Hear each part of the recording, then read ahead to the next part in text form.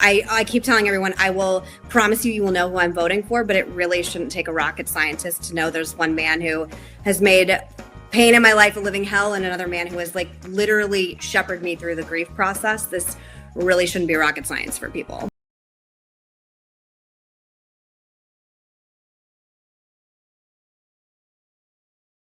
Do you think that you might possibly vote Democrat in the 2020 election? I get asked about this all the time, and I will say, and I'm just going to leave this like this. Yeah. Joe Biden and I, everyone knows, are very close. Yeah. And I love him dearly, and I think he is a truly decent, wonderful human being that could be very healing for the country, and I hope he stays true to the politician he has always been. The Trumps are always they're always making my mom cry. And I just think politics is personal to it. And I think character is really important in this moment. And someone who's going to tamp down, and I was actually talking to Eric about this, someone who can tamp down fear and anger instead of making it worse. Before we let you go, Congressman, Megan wanted to ask you a question. What is it, Megan? Oh, yeah. I just wanted to know, you said in the last debate against Biden that you thought he was too old. And I was just wondering if you still think that. I think we need a seasoned hand right now. And he called me when I got out of the race. It was only a cup of coffee. You might not remember it. But he promised me that he would enable younger people to step up. And I'll take him at his word. And I think he's the seasoned hand we need.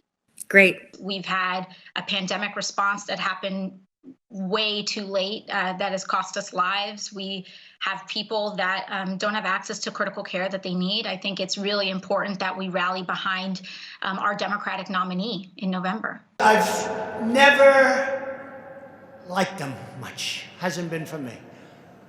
I've really probably never will. But there are certain reasons for it, and I'll tell you.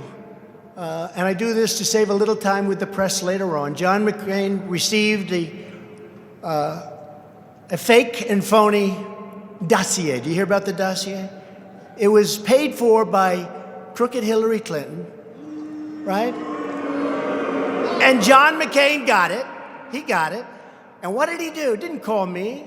He turned it over to the FBI, hoping to put me in jeopardy. You've stated that what's unfolded this past week is Watergate size and scale.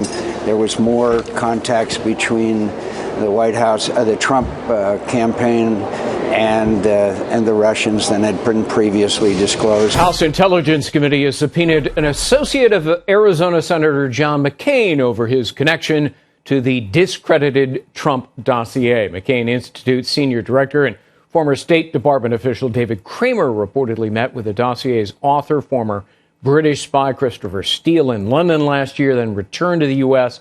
with a copy of the dossier he gave to Senator McCain, who handed it over to the FBI. So you had Hillary Clinton hiring someone to work with Russian intelligence, and who's under investigation? Donald Trump. You spent a good portion of your time in Ohio the other day trashing John McCain. Senator John McCain is dead. Why are you doing this? So it's not a good portion of my time. It's a very small portion. But if you realize about 3 days ago, it came out that his main person gave to the FBI the fake news dossier. It was a fake. It was a fraud. It was paid for by Hillary Clinton and the Democrats.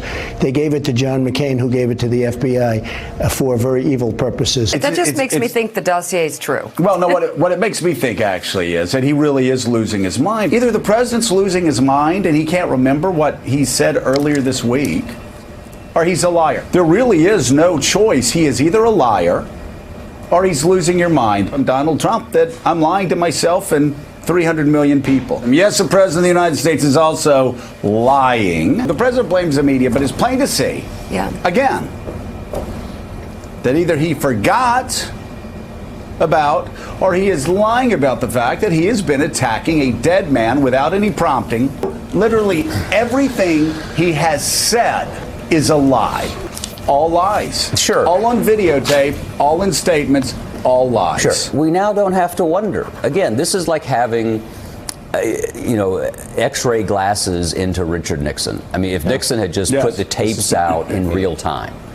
So I don't think we have to think that hard about it. You know, attacking a war hero, attacking a veteran, attacking a war hero, attacking a veteran. He is attacking a war hero. The president just once again attacked the late Senator John McCain. Mr. Trump said he never got a thank you for McCain's funeral. This is so hard to read. This is so hard to read. This is so hard to I read. gave him the funeral he wanted, and I didn't get a thank you. This is coming from the President of the United States, again, disparaging the late Senator John McCain. Here we are, Paula, and all I can think about is the McCain family. It's just, it's sad at this point.